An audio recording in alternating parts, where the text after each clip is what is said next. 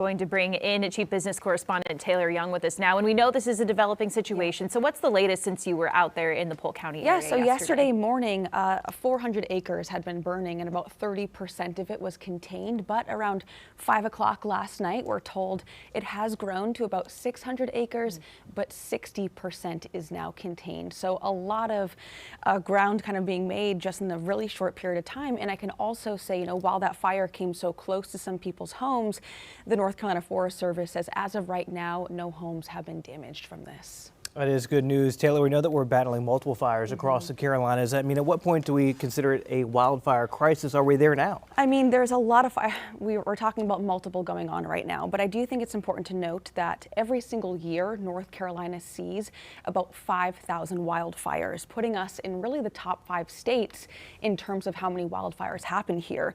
A lot of these fires, fortunately, are smaller. They don't create a lot of damage. They're put out very quickly, but this is something that the North Carolina Forest Service is constantly monitoring year-round, especially when we're going through a period of time with not a lot of rain and high winds. But one thing that they are really trying to get the public to understand is just how many of these fires are caused by people. So just last week, the North Carolina Forest Service responded to 806 human-caused fires, and this burned more than 3,300 acres. So on top of the winds, on top of the kind of droughts that we're seeing, we're also kind of experiencing this momentum of people accidentally causing fires, whether that's with a fire pit outside of their home or they're grilling. But yeah, so it's kind of everything happening at once. And with all these incidents, it kind of spreads the Forest Service staff out even more thin than they are now. Talk about some of the staff shortages. How is that impacting what they're trying to do? Yeah, so the North Carolina Forest Service has been understaffed for quite some time. As we know, they're down about 100 people,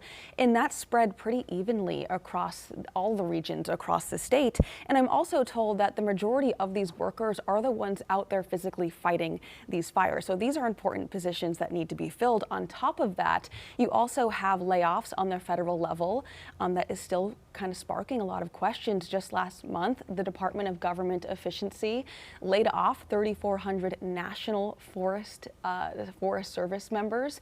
And this is a department that our state agency works hand in hand in. So this is something that they still don't know what the impact is here, but they do anticipate that, there could be some repercussions from this, especially given the fact that you have so many crews out there battling each and every single one of these fires. Yeah, so we'll continue to see what impact that actually has, especially as, we're heading into summer soon. It's going to get drier, but, hopefully we can get all of these contained pretty quickly. Absolutely. Taylor, thank you.